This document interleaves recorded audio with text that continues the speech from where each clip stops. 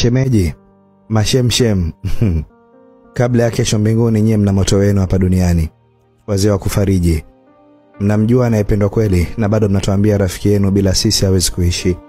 Kauli zenu zile zile za umempa nini mshikaji wetu? Mbona hakuwahi kuwa hivi? Wakati tuikata simu mnatucheka. Mashemeji wapuuzi nyie. Mna ushirikiano kinoma. Rafiki yenu jana nilikuwa naye na wauliza nyie ailala wapi, mnasema nyumbani kwenu. Kwenye simu zenu kuna chati za kila mliyetambulishwa na bado mnagawa upendo sawa bila ubaguzi. Akija kwenu nalia kisa rafiki yenu, mnampeleka kwenye hoteli ya gharama na kumtukana mwenzenu bila uoga, huku nafsi zenu ndo zinajua ukweli. Msaada wenu unaishaga mlalamikaji akishapanda bodaboda kurudi kwao na matumaini kibao ya uongo mlioyapachika. Mashemshem, hamuaminiki. Anayeolewa mnamjua, lakini kila mleletewa mnamwambia ndoa inamhusu. Mashemeji wote bata nyie. Rafiki yenu ananiposti status, tunajua mimi na nyie tu, na bado mnakaa kimya.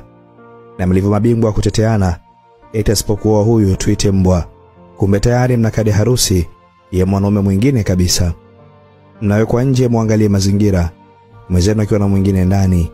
Nyie ni wapelelezi kamili mashemeji, hamna haya. Mmechagua kuambuzwa kafara bila uoga. Simu yake ikiwa bize usiku, inasemekana nyie ndio huwa mnakaa upande wa waliopigiwa na hamkatai. Nyie ndio mnaweza kumtafutia rafiki yenu mpenzi mwingine, na siku akikutwa naye mnakuwa upande wa aliyefumania. Mashemeji, nikiwakuta mbinguni naandamana, nyie ndio watu wa kwanza kuwataka mashemeji zenu. Kauli mbiu yenu shemeji atongozwi. Oya nyie watu, tumewachoka isee. Na mnadhani tukishawajua ni masnitch tutawaambia? La hasha. Tutawaacha mjichekeshe mpaka muweze kubalansi shobo. Kenge nyie.